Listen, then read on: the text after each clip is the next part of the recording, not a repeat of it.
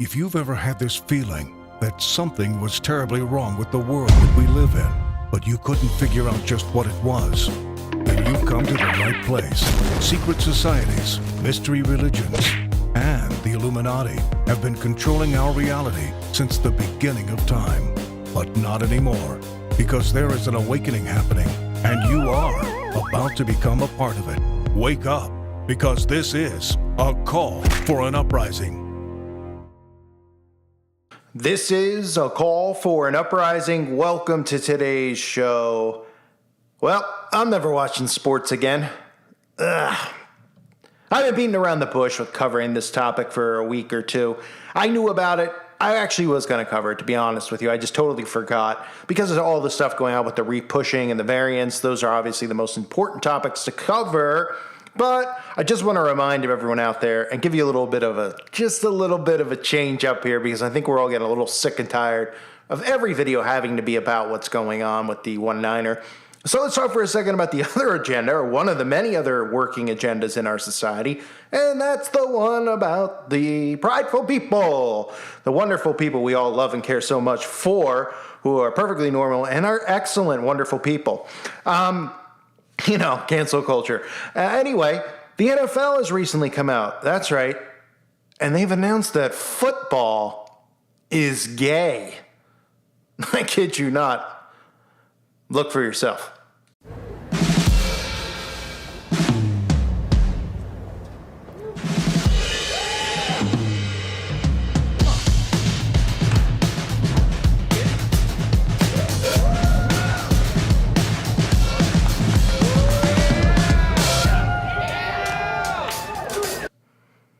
Now, on a positive note, of course, the thumbs up, thumbs down ratio always tells you the pulse of the people, at least on YouTube, until they figure it out and they censor it and flip it the other way, which is what they do most of the time.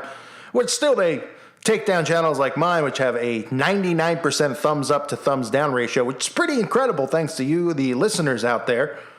And they still take the channel down saying that it's bad because they don't care what you want to see and what you want to hear. It's only about what they want to feed you.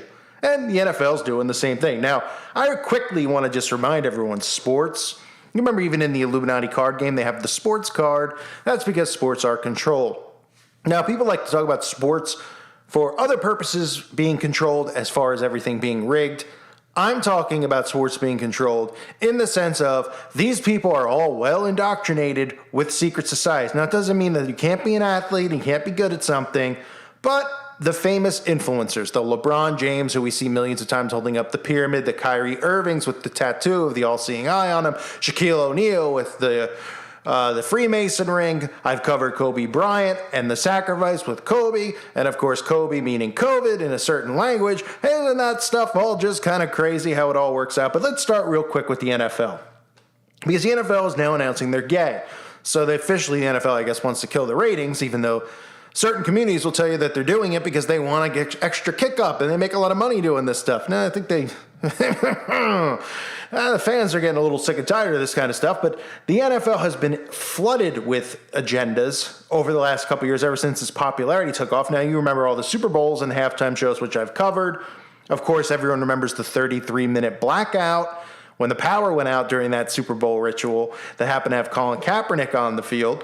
And don't forget Colin Kaepernick, of course, just like all these social influencers who are athletes, using that to influence the masses to continue with the left-right divide, to push the racial stuff that they push to keep us divided, and everybody follows suit, and it just becomes a nightmare, which is what the world is now. Now, Colin Kaepernick, if you didn't know, was a part of a certain secret society, which I covered at his college that he went to, and that video, I believe, might still be up. I know one I did on Kaepernick got taken down. I tried to re-upload it a few times, but you might find this kind of strange to Colin Kaepernick since he became like the face of this movement, and then he never got back in the NFL, which was all part of the storyline to say that, because of racism, he wasn't getting back in the NFL, when in reality, if you watch sports, Colin Kaepernick was a horrible, horrible quarterback who did nothing but run around with the ball, who couldn't throw for his life, thus the job of a quarterback is to throw, and he wasn't very good. But that's another story, again, for another day.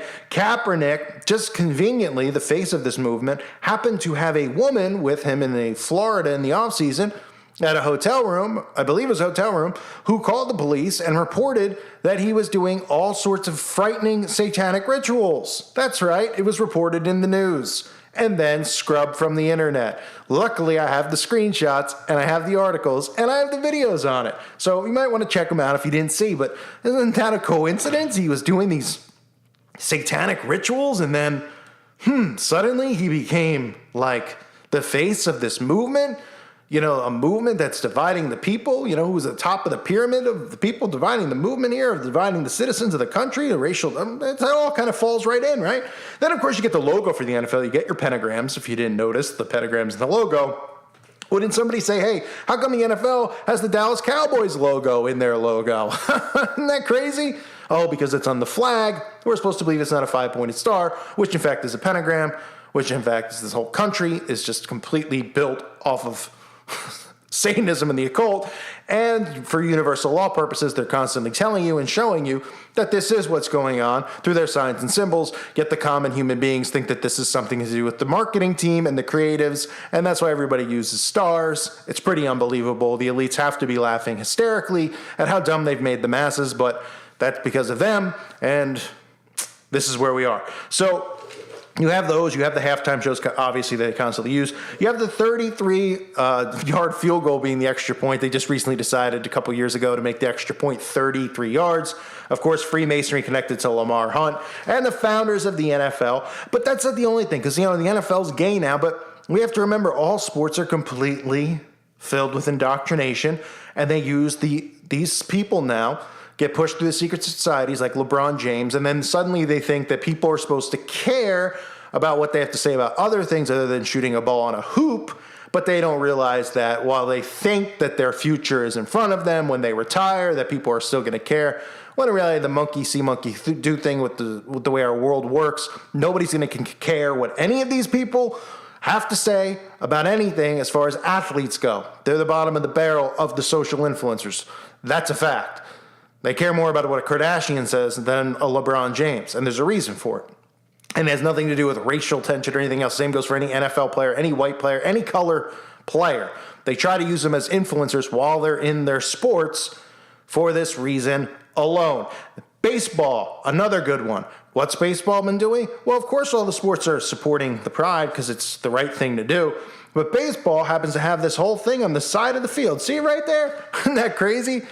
Oh, man, magic potion up. They care so much right along the baselines of the field.